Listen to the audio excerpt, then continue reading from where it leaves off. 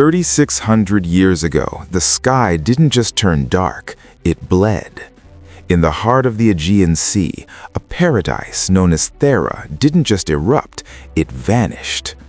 It was an explosion 4 times more powerful than Krakatoa, a blast so violent it tore the island into pieces and sent a mountain of ash into the stratosphere.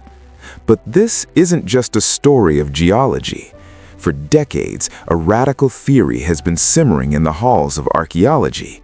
What if this cataclysmic event wasn't just a natural disaster? What if the plagues of Egypt weren't acts of divine intervention, but the direct scientific consequences of the earth turning inside out? Today, we peel back the layers of ash to find the truth behind the myth. Welcome to Obscura Imperium. Here, we navigate the shadows of history, uncovering the hidden narratives and the dark secrets of our past. If you hunger for the truth beneath the surface, subscribe and join our journey. Before the fire, there was a golden age. The Minoans were the masters of the Mediterranean. Their capital on Thera, modern-day Santorini, was a marvel of engineering. They had indoor plumbing and running water, while the rest of the world was living in mud huts.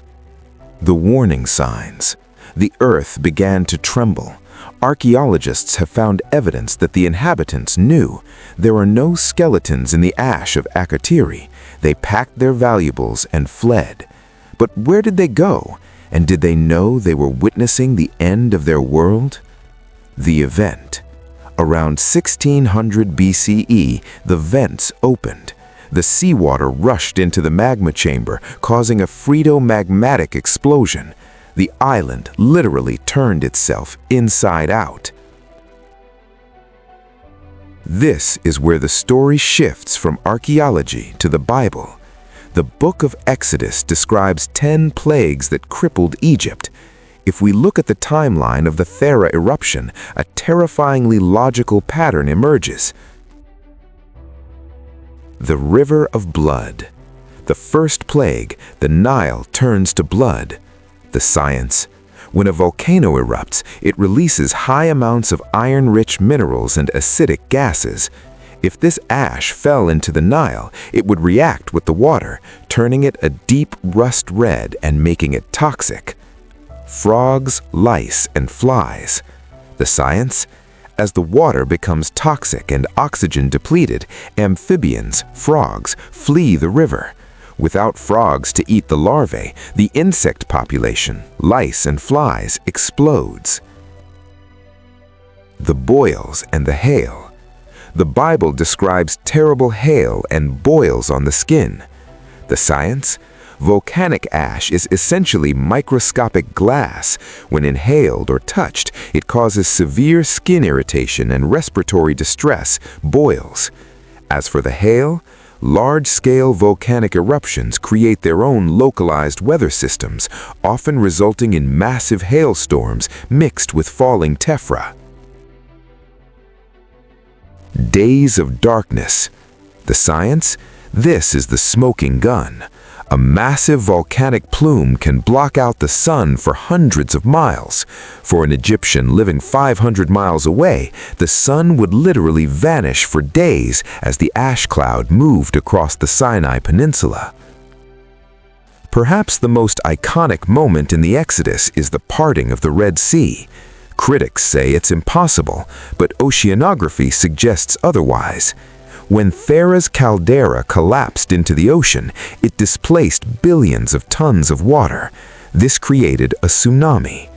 The withdrawal phase.